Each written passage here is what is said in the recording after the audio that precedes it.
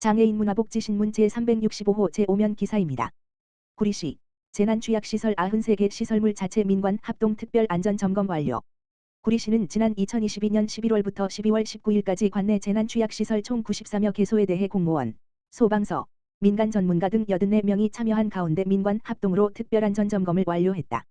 30일 시에 따르면 이번 특별안전점검은 지난 10월 29일 이태원 참사 발생 이후 백경현 시장의 긴급안전점검 특별 지시에 따른 조치이다.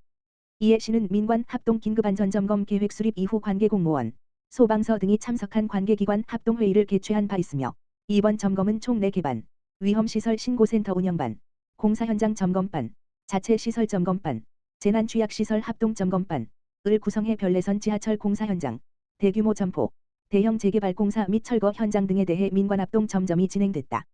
특히 재난취약시설 민관합동 점검반에서는 각 동별 통장 조직을 활용하여 총 41개소 재난취약시설을 발굴했고 시 안전관리부서에서 사전 자체 점검을 실시한 후 구리소방서, 시설물안전연구원, 주, 경기동부 전기안전관리, 주 등 민간 전문가와 함께 토론을 거쳐 점검이 필요한 시설 10여 개소를 선정하여 현장 점검을 완료했다.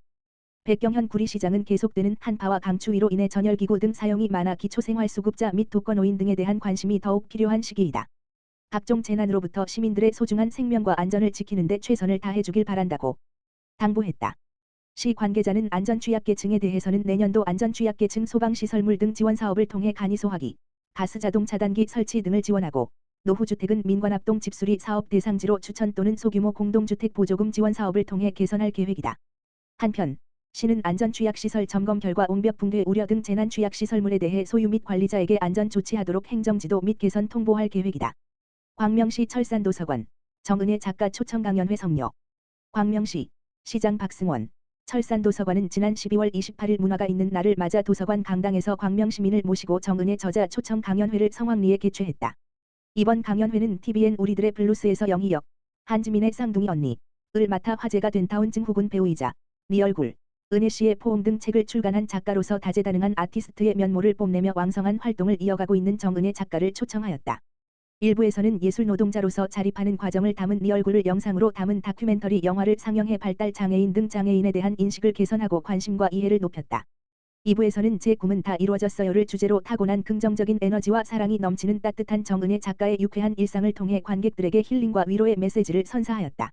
철산도서관 관계자는 특화사업인 예술미디어 분야 저자 초청 강연회를 개최하여 책을 매개로 일상에서 문화를 누리는 좋은 계기를 제공하고 더불어 살아가는 문화 콘텐츠를 선사함으로써 장애인에 대한 인식을 개선하고 시민 공동체성을 회복하기 위해 최선을 다하겠다고 전했다.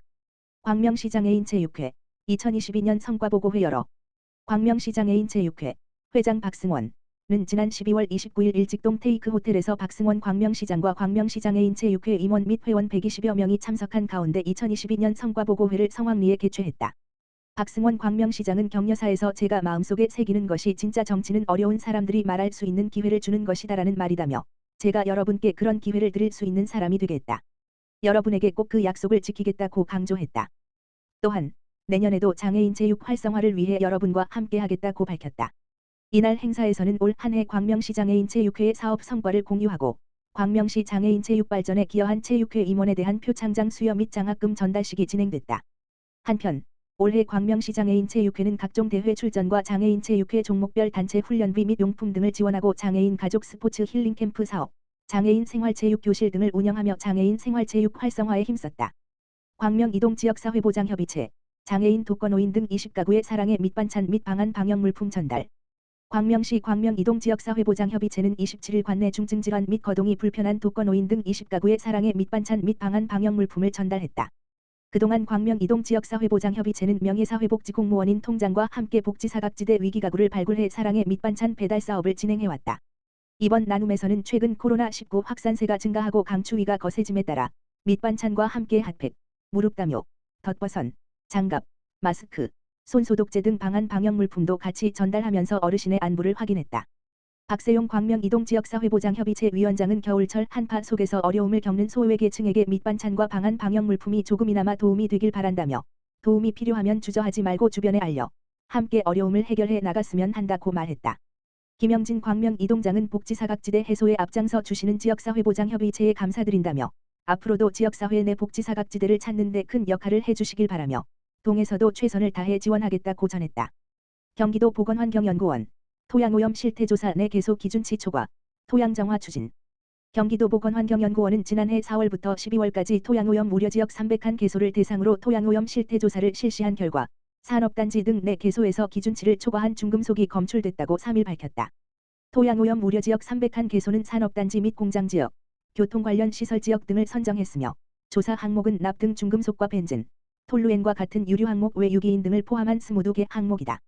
이번 조사에서 기준치 초과 물질이 확인된 내 개소는 안산시 산업단지 및 공장지역, 불소 1074mg/kg, 기준 800mg/kg, 성남시 교통 관련 시설지역, 구리 9번지, 667.7mg/kg, 기준 2000mg/kg, 아연 6887.3mg/kg, 기준 2000mg/kg, 의왕시 민원 발생지역, 비소 422.55mg/kg, 기준 200mg/kg, 광명시 어린이놀이 시설지역, 비소 28.12mg/kg, 기준 25mg/kg, 이다.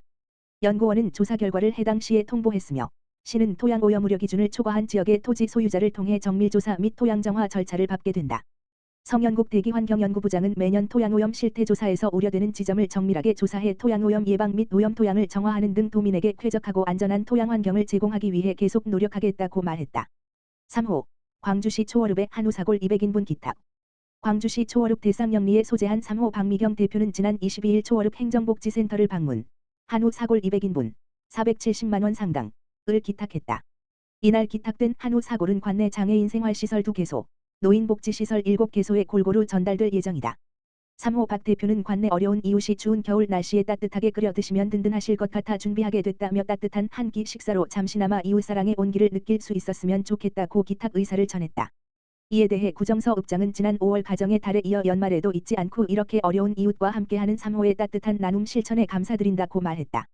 광주시 도청면의 익명의 독지가 성금 두고 호련히 떠나 광주시 도청면의 이웃의 따뜻한 정을 느낄 수 있는 나눔 행렬이 이어져 지역사회를 훈훈하게 하고 있다.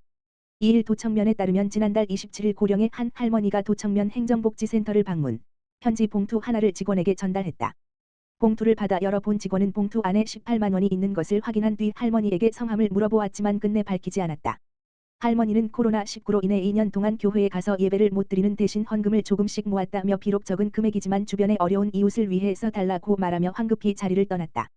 이에 대해 서준규 면장은 추운 날씨에도 불구하고 이웃을 위한 온정의 손길을 전하기 위해 행정복지센터에 찾아주신 기부자의 마음이 잘 전달될 수 있도록 도움이 필요한 이웃들의 복지 향상을 위해 최선을 다하겠다고 말했다.